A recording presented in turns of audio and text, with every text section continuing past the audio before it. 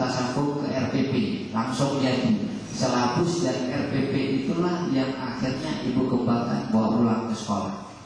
Dan ketika praktek selapus dan RPP itulah yang dipakai pada hari kelima. Nah, hari ini selapus yang kita teorikan langsung jadinya ke praktek. Jadi kita semuanya bekerja, berbuat nantinya, tapi sudah dalam kelompok-kelompok kecil. Ketika saya sudah membagi SK dan KD. Nah, untuk pengembangan bahan ajaran dan pertanyaan Bapak dan Ibu, ada atau tidak? Ayo Bu. Nah, saya kalau nyuruh orang suruh tanya itu Bu ya, pandangan saya jadi dia yang pertama orangnya sudah paham, terus yang kedua orangnya nggak paham tapi malu-malu, yang nggak paham kalau nggak paham malu-malu, yang ketiga ini yang parah nggak tahu apa yang mau ditanya, itu yang susah. Ya.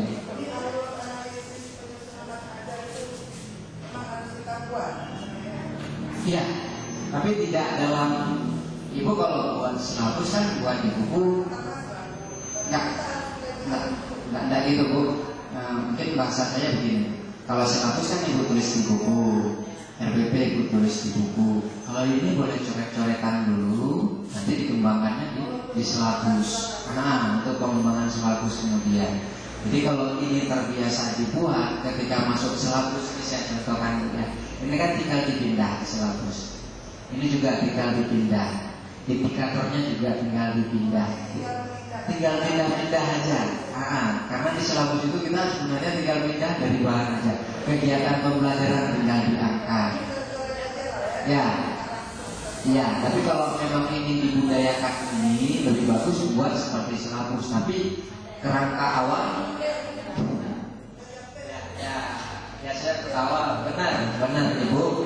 Tapi kalau memang ininya dibudayakan dari awal, kesulitan ketika membuat selapus sudah tidak ada, karena memang tinggal diangkat-angkat saja. Kecuali kalau memang kita langsung buat selapus. Jadi hal yang pertama kita buat itu sebenarnya Ibu adalah merumuskan indikator, yang lainnya tidak dibukukan. Tidak dibukukan. Tapi Ibu harus yakin benar apa yang Ibu katakan itu Ibu ada. Apa yang harus saya ajar hari ini?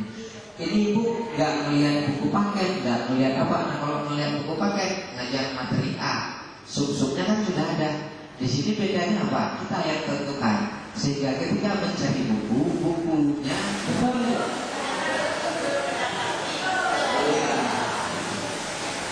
Ibu kan biasanya orang itu kalau udah keluarkan kemudian harus sanggup dipertanggungjawabkan, kan begitu ya Bu?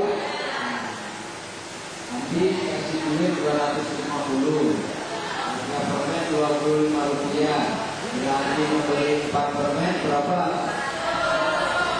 Maka berapakah uang pembelian tadi? Dan Bu, ibunya jadi ganti sekarang. Saya jadi pedagang permennya. Nah, ibunya jadi ganti, saya jadi pedagang permen. Ibu punya uang berapa? Nah, ayo beli permen 4 buah sama saya. Belinya 4 buah, ibu habis 50. Beli permen 4 buah. Kasih uangnya berapa? 150. Nah, kasih uangnya berapa?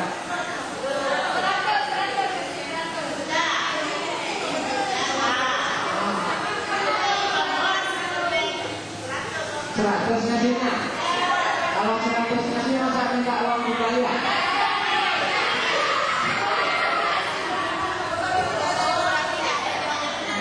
Apa yang dikatakan? Jawabannya nggak pernah ada apa ya? Yang nggak pernah soalnya.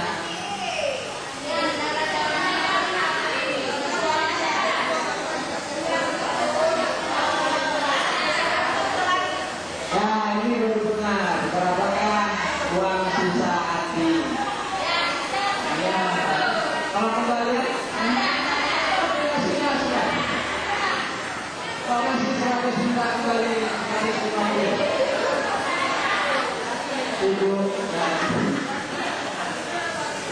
ya itu ya, mudah-mudahan besok tak terjadi begini kalau belajar permen 100, nasi uangnya 100 dengan nasi 250. Nah, mungkin kita main-main gitu ya. Kita main-main, tapi sebenarnya inilah tindakan yang paling sering dilakukan oleh seorang guru, menanyakan sesuatu.